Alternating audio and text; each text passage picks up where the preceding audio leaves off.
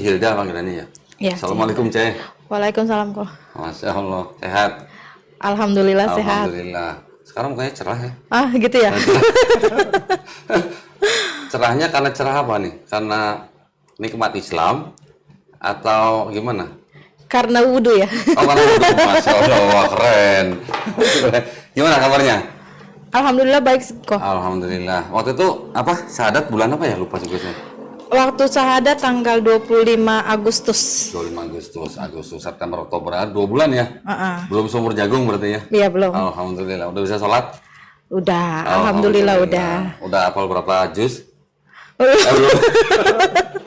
Masya Allah, yang penting bisa sholat dulu. Ya. Yang penting bisa sholat dulu. Nanti step by step. Nah, kita mau ngobrol-ngobrol ya sebentar ya sama Cilda. Cilda ini juga sebenarnya datang dari jauh nih. Dari mana? Sorong? Dari Sorong, Papua Barat. Lahir di sono? Enggak, lahir di Jakarta. Oh, lahir di Jakarta. Terus ngapain? Cuman di sana kan dulu sama mantan suami ke sana. Itu kira-kira 15 tahun yang lalu. Jadi tinggal di sana udah 15 tahunan. Oh gitu. Jadi udah bisa bahasa daerah sono berarti? Enggak, cuman logatnya aja. Oh, Kalau logat. kalau di Papua itu logatnya aja. Oh gitu ya. Di Sorong ya? Sorong. Rame Sorong ya? Sorong rame, banyak Gereja? pendatang juga. Gereja banyak? Banyak, masjid juga banyak. Oh, masjid juga banyak? 50-50 lah. Oh, 50-50. Alhamdulillah. Terus gerejanya apa dulu? Lupa gua. Aku dulu gerejanya di GBI Rock. GBI Rock? GBI Rock yang ini? Gracia Telo? Bukan, Pak Timotius Arifin. Siapa? Pak Timotius Arifin. Timotius Arifin. Oh, oke. Pusatnya di Bali. Oh, pusatnya malah di Bali? Oh, gitu. Jadi berapa tahun jadi di GBI Rock itu? Di GBI Rock itu udah lama sih, udah sekitar 7 tahunan 7 gitu tahun. ya. Udah apa namanya, jadi pelayanan juga Oh, pelayanan. gitu. Ngapain tuh? Narikin kolektor? Ya apa, jadi di Komsel itu, Komsel. Oh, kok Komsel? Komsel tuh aku jadi sekretarisnya. Terus kayak aser ya, yang Aser. terima tamu Ya, gitu, ya. gitu-gitu. Yang terima per bulan nggak? Enggak. Lama juga ya, 7 tahun ya. Tapi sebelum ke Sorong memang udah Kristen sebelumnya? Aku kan lahir Kristen memang. Enggak dong, lahir lu Muslim. Aja. Lahir Muslim, lu jadi Kristen karena orang tua. Nah, terus? Tapi papanya aku nih mualaf. Oh, papanya mualaf? Papa aku mualaf. Jadi papaku kan pisah sama mamaku, menikah. Jadi dia mualaf. Nah, waktu aku kecil itu karena ikut papa ya, jadi tuh ya ikut-ikut sholat, ikut-ikut ngaji gitu kan. Oh, gitu. Jadinya, tapi pas udah nggak ikut lagi, nggak ikut papa, ya udah jadi Kristen karena teman. Oh, karena temen, bukan karena nyokap? Bukan, nyokap Buddha. Oh, nyokap muda malah? Oh, jadi pas ke Sorong memang udah Kristen, udah Kristen. Oke, terus? Udah. Selama di sono? Selama di sana ya kegiatannya ya kerja, gereja, hanya itu aja. Oh, gitu. Jadi rumah tangga, gereja, kerja, gitu aja muter-muter Dulu gitu. mantan suami apa? Mantan suami Kristen. Katolik atau Kristen? Dulu dia Katolik, terus dia ikut aku jadi GBI. Oh, gitu. Dari Katolik malah ke Protestan? GBI. GBI ya? Oke, terus kan setelah pulang ke sini itu udah pisah sama suami berarti kan? Iya, 2019. Jadi sekarang jendes gitu istilahnya. Iya. Jendes. Anak berapa? 4. Anak 4. Ih, ikut semua di sini? Yang 3 di sini, yang 1 di Papua. Oh, 1 masih di Papua. Oh, gitu. Terus gimana? Masih dinafkahin atau? Aku sih semenjak 2019 aku ambil keputusan untuk pisah, itu udah nggak dinafkahin lagi. Oh, gitu. Terus Terus sekarang kerja apa Hilden? sekarang sih aku lagi nggak kerja, tapi alhamdulillah ada aja lah rezeki, walaupun istilahnya nggak banyak, cuman ada aja lah. Makanya tuh kadang jadi suatu ini buat aku sih, suatu pertanyaan nih. Kadang tuh karena aku mualaf ya, jadi tuh apa salah ya aku gitu. Apa jadi kadang bimbang kok, karena gini loh, banyak selama aku jadi mualaf itu tuh banyak tekanan gitu kan. Banyak yang cari aku gitu. Nah, boleh nih. Nih, tar dulu. Ini saya pengen denger nih, suka dukanya setelah jadi mualaf itu gimana? Boleh nih. Suka dukanya ya, dari keluarga ya. Dari keluarga tuh, dari cicinya aku tuh sampai WA aku, dia bilang kenapa ambil keputusan itu. Aku bilang aku udah pertimbangkan, kalau boleh tahu pertimbangannya seperti apa gitu kan. Ya aku bilang aku nggak bisa jelaskan karena aku mau jelaskan pun tidak mengerti gitu loh kok. Nah memang sebelumnya itu kan di saat waktu 2019 waktu pisah sama suamiku, aku terus terang aku kecewa gitu loh sama gereja, karena di saat aku belum ambil keputusan untuk cerai itu aku hubungin gereja. Mereka nggak nanggepin gitu loh kok. Oh, berarti lu kepahitan dong sama gereja. Bukan kepahitan, maksudnya bukan kepahitan. Harusnya kan kita melayani gitu kan, melayani gitu kan. Nah, akhirnya aku ambil keputusan itu, aku pisah. Nah, di situ tuh aku yang biasa kan kalau orang Kristen itu kan baca Alkitab, pujian penyembahan ya kok ya. Aku nggak pernah lagi. Aku nggak pernah baca Alkitab, doa penyembahan apa aku nggak pernah. Nah, seiring berapa tahun kemudian, aku tuh pikir gini, aku tuh perlu aku perlu Tuhan gitu. Tapi Tuhan mana nih? Tuhan yang mana? Tuhan yang mana nih? Aku balik ke gereja aku kembali ke Katolik atau aku Muslim, karena Muslimnya aku udah pernah gitu, udah pengen 2 tahun yang lalu. Walaupun masih kecil dulu. Waktu masih kecil ya. Nah, cuman di saat aku denger lagu Hidayah gitu, aku tuh kayak hatiku tuh kayak sedih banget kok. Tuhan minta hidayah. Iya. Siapa nyanyi? Desi Ratnasari. Wis. Terus. Jadi akhirnya aku memutuskan untuk aku jadi mualaf. Nah, di saat aku jadi mualaf tuh mamaku nggak boleh nih kok. Mamaku nggak boleh lagi. Nah, mamanya kan Buddha. Mamaku Buddha. Nah, terus apa urusannya? Oh, dari Kristen ke Islam? Ya karena kan namanya keluarga kan istilahnya dari Muslim tuh jauh banget gitu kan. Oh, berarti mamanya punya pemikiran sesuatu yang mungkin kurang bagus kali ya soal Islamnya? Enggak sih, pokoknya mama tuh bilangnya nggak boleh gitu kan. Apapun asal jangan Islam gitu ya. Nah, akhirnya aku kasih pengertian ke mamaku. Mamaku izinin aku kok. Mamaku izinin, besoknya langsung aku ke mualaf center itu. Oh gitu. Oh, terus mamaku bilang, yaudah nggak apa-apa masuk Islam, tapi nggak boleh pakai hijab. Dia bilang, apaan sih tuh gombrong-gombrong, dia bilang gitu. Oh gitu. Iya. Nah, terus dari cici aku, jadi gini loh, apa yang aku pilih itu dianggap salah kok. Aku mualaf itu dianggap salah, dianggap itu karena gini, di Kristen itu kan dibilang Tuhan Yesus katanya jalan kebenaran, keselamatan, keselamatan hanya di dalam Tuhan Yesus gitu kan. Nah, aku bilang ini udah pilihannya aku. Terus kan aku kan namanya tinggal di apartemen yang lingkungannya banyak Chinese ya, Kristen. Pernah aku ditanya gini, Hilda, memang kamu benar udah masuk Islam? Aku bilang iya. Itu aku beliin kamu sate B2 ya, dia bilang kamu makan ya, aku bayarin. Dia bilang. Sate babi maksudnya? Iya. Terus ada yang ngomong, Hilda nggak nanya babinya udah sunat belum? Terus ada yang ya gue beliin nasi campur ya, B2 ya, lu makan nih, gue bayarin nih. Gitu. Itu teman-teman di Iya. Masih begitu? Iya. Ya, terus. Terus ada yang bilang, lu jadi mualaf tuh bermodal dong. Pokoknya, nih ntar lu mati di kayak giniin. Terus pokoknya banyak yang julitin gitu kok. Cuman aku tuh cuma diem aja. Maksudnya, ya ampun, kok gini banget sih gitu kan. Terus ada lagi yang bilang, Ini satu apartemen Chinese semua gitu? Rata-rata ya, hampir 90% ya. 90 sampai 95%. Nggak ada yang pakai hijab gitu di apartemen itu? Yang aku pernah lihat sih satu orang aja yang Muslim ya gitu. Oh gitu. Ada pokoknya nggak banyak lah kok. Berarti Cina yang pakai hijab cuma lu doang di situ? Iya. Aku juga nih mau pakai hijabnya, aku kadang tuh berpikir, aduh aku nanti diinin orang nanti kayak gimana ya kok. Cuman pengen, maksudnya ada dalam hati tuh pengen pakai hijab gitu. Terus kan akhirnya ada lagi yang teman-teman gereja aku nih pada yang tadinya nggak pernah syahelo gitu kok, teleponin aku hanya teman gereja ya. Di Jakarta atau di Sorong? Oh, di Sorong. Terus teleponin aku hanya untuk memastikan nih bener nggak nih sih Hilda ini masuk jadi mualaf gitu. Mereka pada tahunya Hilda mualaf dari siapa? Gara-gara TikTok aku pakai hijab. Adalah satu orang, ada ibu-ibu lihat, disebar loh kok. Jadi tuh istilahnya itu jadi topik. Jadi topik di sana. Udah gitu, pada telepon kok. Bener, sampai aku dibilang aku lagi hilaf lah, keputusanku salah lah, aku disuruh balik sama suami, aku disuruh balik ke gereja. Dan setelah aku bilang ini maaf Bu, ini udah keputusan aku, Udah orangnya ngetelepon-telepon, padahal awalnya tuh ngomongnya, gue kangen nih sama Ibu Hilda, kan kita kan dulu sama-sama di gereja gini.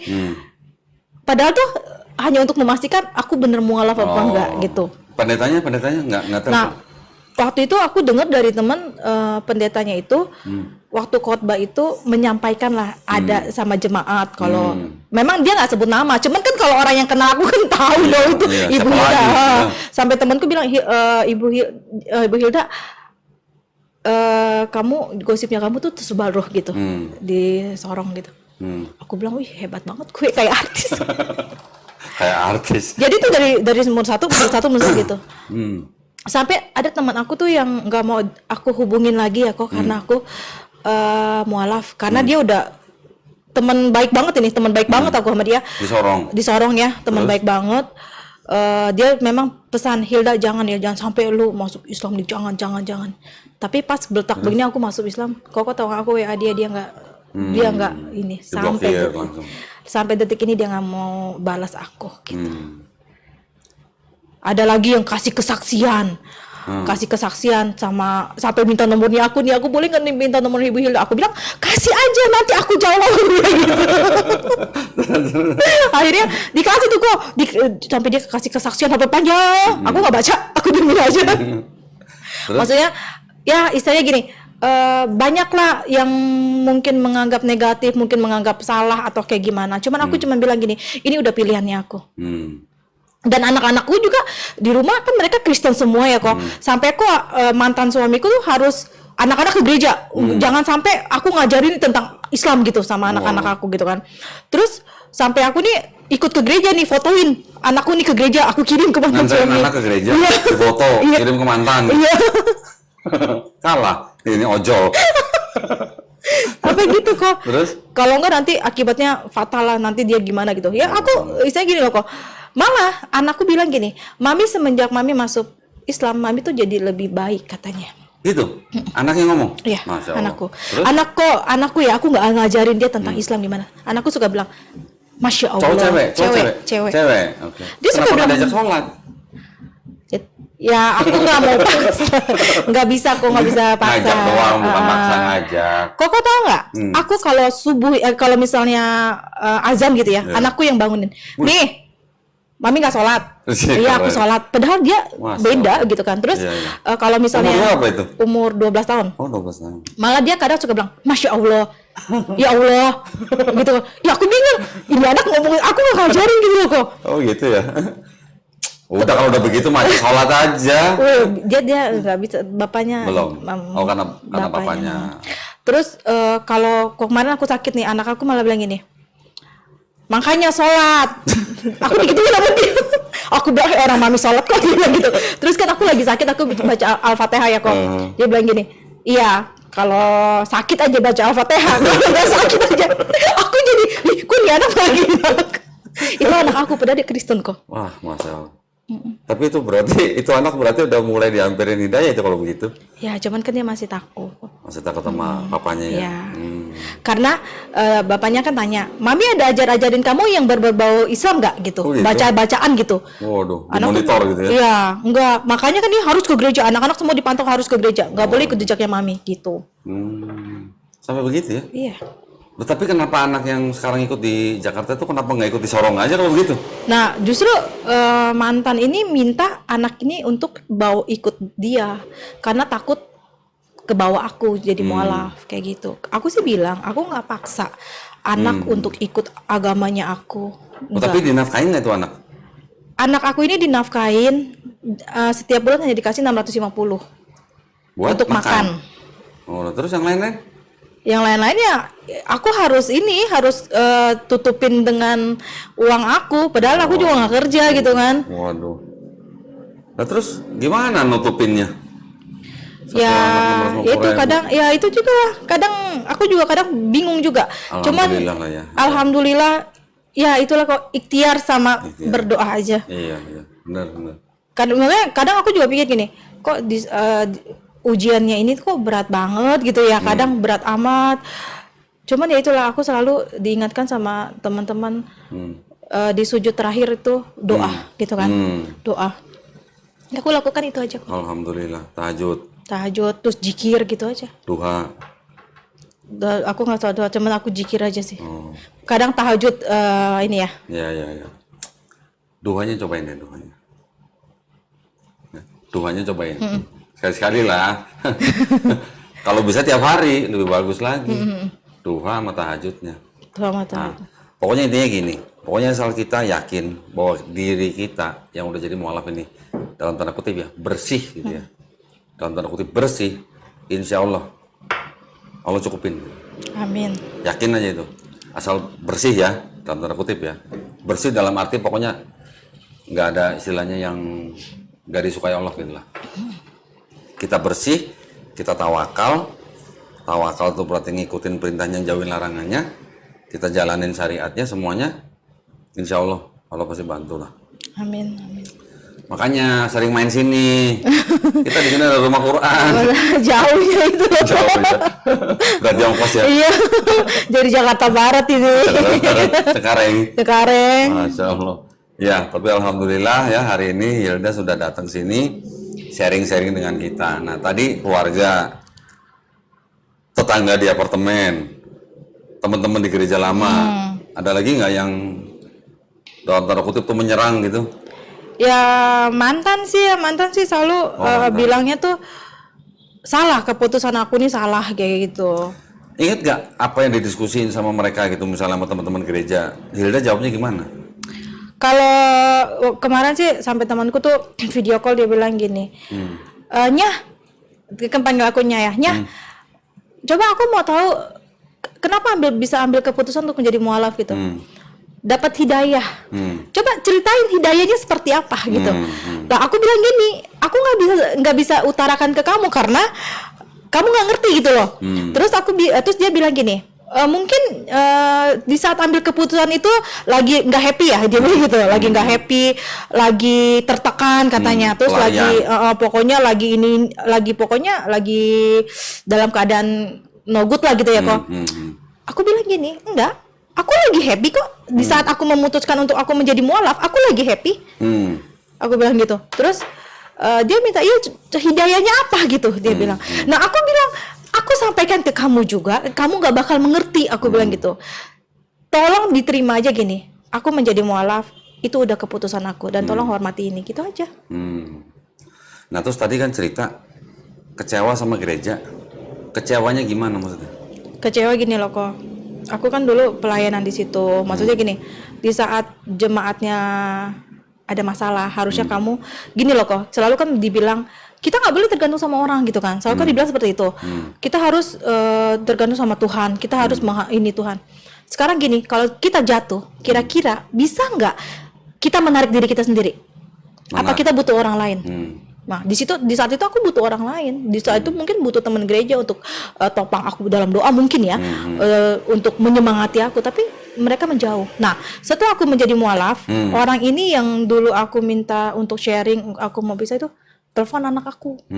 Telepon dia bilang, Gaby, Mami bener ya masuk ini nih? Iya. Oh, maksudnya kenapa? Salah satunya apa? Kecewa sama gereja. Anakku bilang, salah satunya. Anakku jawab gitu. Nah, di saat aku udah mualaf, baru mereka nih pada nyari aku. Oh. Baru. Dulu lagi butuh pada kabur. Sekarang udah mualaf dicariin gitu. Malah aku dibilang, waktu pendeta aku, waktu khotbah itu, seorang ibu dulu pelayanan, tetapi apa maksudnya? Seperti aku tersesat lah gitu. Padahal aku udah pelayanan, udah udah mengerti firman gitu. Tapi aku masih bisa kayak tersesat gitu. Padahal terpengaruh gitu. Ya. Aku udah pelayanan.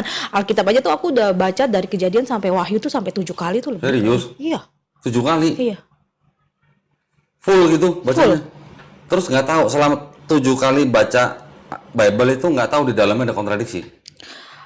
Aku baru nggak tuh kemarin ke Dondi bicara tuh yang tentang yang di Kisah Rasul tuh tentang kematian Yudas. Aku nggak ngeluh kok bener. Aku baru pas lihat tadi, oh iya bener juga. Aku nggak ngeluh kok. Jadi selama ini bacanya tuh gimana? Bacanya ngurut gitu aja? Ya kan tuh ya, Kejadian. Pokoknya kejadian ini sampai wahyu gitu. Udah, nggak istilahnya nggak sampai diteliti banget. Pokoknya gue baca Alkitab gitu. Tapi cuma baca doang. Tapi gini kok, aku kan biasa suka ada teman gitu kan, kita bicara. Memang kebanyakan mereka tuh kecewa kok. Kecewanya kenapa? Kan di situ kan istri itu sebagai penolong. Jadi istilahnya kan kalau Kristen itu kan nggak boleh ada perceraian. Nah, mau suami kayak gimana pun, dihajar babak belur kayak gimana pun, sampai lebam gitu ya, kita nggak boleh cerai. Kita harus menerima, kita harus berdoa. Aku menjalani itu semua selama 20 tahun, 19 tahun lah ya, 19 tahun aku karena di firman apa yang sudah dipersatukan Tuhan tidak boleh diceraikan manusia. Aku berpegang dengan firman itu yang bikin aku sabar sama mantan suami aku. Jadi pernah digebukin? Aku dulu KDRT ya dulu ya, dia suka pukul aku. Terus dia tuh kasar orangnya kok. Kasar, pelit. Pelit? Ya. Makanya tuh bayangan aku rumah tangga itu seperti apa, aku juga bingung. Apa suami kasih nafkah istri gitu, aku juga bingung kok. Oh alah, sampai begitu. Nah itulah makanya kalau kita ngajuin misalnya ngajuin permasalahan ke gereja, ini ada KDRT dalam rumah tangga misalnya, solusinya apa? Gereja cuma bisa bilang ya berdamai. Ya, apa yang didoakan Didoain, atau gitu. Sabar waktunya Tuhan gini-gini. Tapi kalau udah sekian lama begitu, nggak ada perbaikan, terus gimana solusinya gitu? Kalau nggak boleh cerai? Ya nggak boleh pisah. Ya iya tuh solusinya apa gitu kalau nggak boleh cerai? Ya terima aja, istri terima aja doa. Kok tahu? Aku dulu kalau misalnya ada masalah sama suami, aku tuh berdoa sampai kayak orang gila. Aku sampai nangis ya, kayak orang gila gitu kok. Cuman tuh ada jawabannya gitu. Akhirnya aku nggak tuh pakai bahasa roh sih. siapa bilang? Nah, sampai aku punya satu titik, ya udah deh, aku pisah gitu. Nah itu ada yang tadi kan bilang pilihannya balik ke Kristen atau Katolik atau Islam gitu. Pas ke Islamnya itu masa cuma karena dengar lagu Hidayah doang?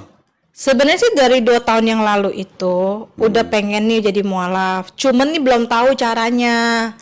Belum tahu caranya. Masa ya langsung kucuk langsung gini kan. Aku nggak ngerti gitu kan. Nah, 2 tahun yang lalu tuh aku udah ikut-ikut puasa ya sama teman-teman kumpulan aku yang kursus bahasa Turki. Hah? Bahasa Turki? Mau ngapain bahasa Turki? Aku suka bahasa Turki. Serius? Iya. Bisa? Coba dong. Merhaba. Wih. Benim Adem Hilda. Selamat datang gitu. Merhaba itu halo. Oh halo. Itu gue ya. Gue kirain marhaban. Kok bisa senang bahasa Turki? Mau ngapain? Mau jadi tour guide di sana gitu? Enggak, suka aja bahasa Turki. Oh gitu. Sebabnya? Karena sinetron. Oh, sinetron. Gue kira ada apaan. Gue kira mau jadi tour guide di Turki. Enggak, karena sinetron jadi ini bahasa apa sih? Itu kan Turki itu kan salah satu bahasa tersulit di dunia. Jadi aku tertantang, aku mau belajar bahasa Turki gitu. Bahasa tersulit di dunia mah bahasa Cina lah. Salah satunya Turki satu juga. Satu huruf gimana? Lu coba ada berapa ribu huruf? Turki juga ini loh kok, nggak ada titik komanya. Kok dengerin deh kalau orang Turki ngomong. Masih ada, ya walaupun hurufnya huruf nggak seperti huruf Latin, tapi kan nggak mungkin satu kata satu huruf. Dia ada huruf yang misalnya kayak I gitu kan, I-nya kan ada 2, ada I yang ada titik ada yang enggak. Kalau ada titik bacanya lah I, kalau yang nggak ada titik bacanya E. Oke, tapi kan itu kan satu kata masih gabungan beberapa huruf. Nah kalau Cina kan satu kata satu huruf, gimana lo? Tapi aku ribu kata, sukanya gitu. tuh bahasa Turki, jadi belajar bahasa Turki. Gitu ya, kok bisa ya aneh ya? Cina ada bingung. Bahasa Mandarin ini bisa? Enggak. Generasi yang hilang berarti. Sukanya bahasa Turki. Waduh, Masya Allah. Nah, terus gimana dong? Sekarang udah 2 bulan, udah jadi mualaf. Itu sekarang yang godaan-godaan yang seperti tadi ceritain udah lewat atau gimana? Aku masih ada? Aku tutup WA aku. Tutup ya? Nggak mau dihubungin. Oh gitu? Oke. Ya bagus lah, itu juga langkah yang maksudnya, bagus. ya daripada pusing, jadi aku kan orangnya baperan nih. Jadi daripada gue baper, udah lah mending tutup aja. Oh berarti masih ada sebenarnya kalau dibuka ya? Ada. Oh, okay. Masih ada yang nyari lah, ada yang nanya-nanya lah. Pasti ya kenapa dari gitu. Gereja Sorong? Iya, dari teman-teman juga di Sorong, dari keluarga. Ya sekarang sih kayak cici aku sih kemarin ya terakhir ketemu udah nerima gitu ya. Malah pas kita lagi makan, coba tuh kan pesan misalnya capcay spesial, tuh coba tanya tuh spesialnya, spesialnya apa maksudnya? Jangan-jangan nanti ada yang lu nggak bisa makan, dia bilang gitu kan, kayak gini. Berarti oke lah. Iya, tapi aku sih masa bodoh lah gitu aja. Tapi oke lah. Tapi gini juga loh, restoran di Jakarta itu maksudnya tukang parkirnya, kalau dia tahu restoran ini nggak halal, tukang parkirnya cuek. Beda sama di Palembang. Gue dulu pernah kan, berapa lama di Palembang kan, ngekos di sana, jadi anak kos di Palembang. Sama istri nih, istri kan berhijab kan. Kita datang, kita pengen mie ayam gitu. Datang ke satu kawasan, banyak restoran mie ayam. Baru mau parkir, tukang parkir udah begini. Begitu ngeliat istri berhijab, suruh pergi. Nggak halal gitu. Pindahlah kita ke restoran lain kan. Begitu juga gitu. Begitu mau parkir, udah diginiin lagi sama tukang parkir. Nggak halal gitu. Keren dong. Keren. Di Jakarta pernah nggak lihat? Nggak. Cuma di Palembang. Nggak. Benar. Cuma di Palembang begitu. Toleransinya tinggi berarti. Keren. Nah, terus berarti sekarang ngejalanin kehidupan sebagai seorang single parent berarti kan? Single parent, mualaf, baru lagi ya. Gimana? Berat apa enggak? Berat apa berat? Berat. Oh, berat. Berat sih, maksudnya kesininya tuh ujiannya banyak gitu. Cuman kan aku juga kadang suka sharing-sharing gitu kan sama teman-teman yang mualaf lain. Dibilang memang kalau mualaf itu, apalagi kita mualaf itu ujiannya gini. Waktu itu aku pernah juga bicara sama ngobrol ya sama Kak Tere gitu kan, yang mualaf juga. Ya dia bilang memang. Wah, kenalnya KTR lo, keren lo. Pemirsa setuju nggak kalau undang KTR ke sini gitu? Setuju ya? Nanti aku tanya. Boleh ya? Nah, Terus, aku kan Kak Tere juga bilang, ya nanti apa maksudnya kita mualaf itu memang banyak ujiannya, yang penting ya berdoa apa gitu kan. Ya aku sih denger aja pengalamannya mereka yang mualaf gitu. ya kalau kayak Hilda nih, mohon maaf ya, bukan saya ngecilin ya. Pasti berat ya, pasti berat. Tapi masih banyak yang lebih berat. Iya. Yang dibuang keluarga lah. Belum nanti ada yang disekap lah di rumah lah. Segala macam. Yang dibuang dari keluarga, contoh kayak Kohani lah. Keluar duit cuma buat duit noban, coba bayangin. Berat ya, lebih berat. Mungkin jauh lebih berat daripada Hilda. Tapi ya, dengan iman, insya Allah pasti Amin. pasti banyak bantuan lah. Amin. Amin. Tenang, semua muslim itu bersaudara. Ya, at least bersaudara dalam iman.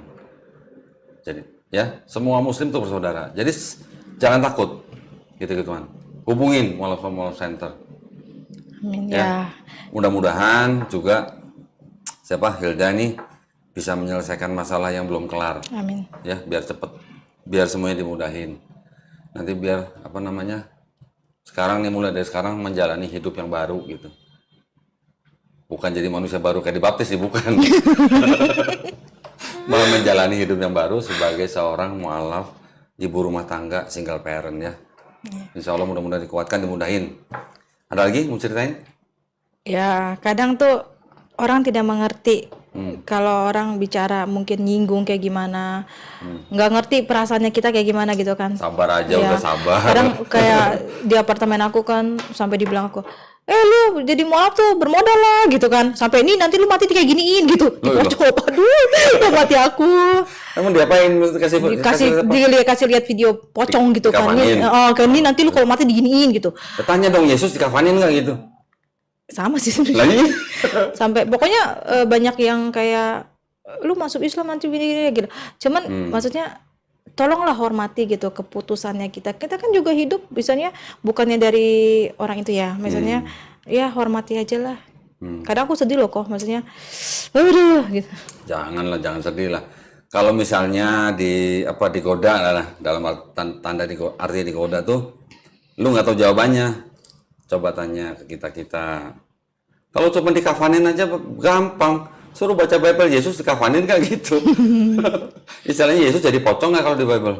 Sama. Justru kita mengikuti Yesus. Yesus mati dikafanin, Yesus puasa, Yesus sujud, Yesus nggak makan babi. Iya, Ya kan kita ngikutin Yesus sebenarnya. ya kalau di kadang Bible. gini loh kok, kadang orang ya seperti teman aku mungkin dia Muslim masuk Kristen, dia kesaksian ke aku, sedangkan aku dari Kristen ke Muslim gitu Ke kan, Islam.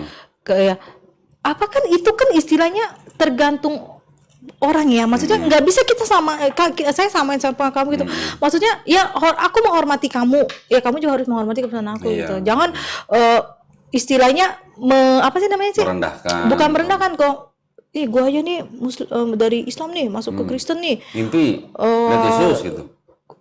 lu juga jadi misalnya apa yang dia rasakan harus aku juga Harus diikuti. sama gitu, ya nggak bisa kayak gitu, ya mungkin dapat hidayahnya aku di Islam gitu kan, ya aku tenangnya di sana, nggak bisa paksain kan kayak gitu, maksudnya kadang orang karena tertekan ya, karena ini ya, karena ada masalah ya gitu, ya buset, aduh aku bilang ya sabar aja lah. Yang penting sabar, ya gitu-gituan mah, ya cuman sekelebatan doang lah, ya itu nggak akan mempengaruhi iman seseorang lah kalau menurut gua lah. Terus gimana belajar sholatnya, ada masalah? Alhamdulillah sampai hari ini sih udah lancar. Sih. Awalnya tuh aku pakai YouTube. Alhamdulillah. Oh, nonton YouTube. Jadi tuh gini, handphone ditaruh nih pakai ini Headset. sambil lihat gitu, kan denger, ikutin gerakannya. Ya sekarang udah lancar. Alhamdulillah udah hafal. Alhamdulillah. Keren. Kan udah dikasih buku kan petunjuk sholat ya? Iya, cuman kan kalau lihat di YouTube kan langsung praktek. Ada suaranya. Ada suaranya. Iya. Jadi tuh kalau misalnya sholat tuh aku mesti pakai hands free dulu gitu kan. Nggak apa. Makanya sholatnya lama. Nggak apa-apa, itu nggak apa-apa. Justru kalau kita sering-sering denger Quran ya, murotal, itu nanti kita akan lebih cepat hafal. Kalau dengan baca, oke, orang bisa hafal dengan baca. Tapi kalau buat orang-orang kayak kita yang molaf-molaf tuh, dengan sering mendengar, itu akan lebih cepat hafalnya. Iya. Itulah mujizatnya Quran di situ. Ya itu aku juga Tapi jangan diganggu ya. Maksudnya diganggu gini, dengerin Quran iya, dengerin lagu iya, jangan gitu. Aku kemarin belajarnya juga gini kok, sambil praktek ya, sambil ini. Kalau berusaha untuk hafalin gitu nggak masuk. Ya. Akhirnya udahlah sambil ini, akhirnya hafal sendiri. Dengerin kan. Nah itu makanya. Tapi jangan diganggu sama lagu-lagu duniawi loh ya. Itu yang bikin rusak hafalan biasanya. Iya. Gitu. Ntar ada apa? Lagu-lagu apa? Gue malah nggak begitu tahu lagu-lagu. Ya tapi alhamdulillah ya. Sekarang udah lancar sholat. Udah. Tunjukin ke anak waktu sholat. Ini loh, enaknya sholat tuh begini gitu misalnya. Dari gerakan-gerakan sholat, mungkin Hilda nggak sadar, itu sebenarnya bermanfaat buat badan kita. Dulu waktu pertama kali sujud gimana rasanya? Iya, aku kayak capek banget.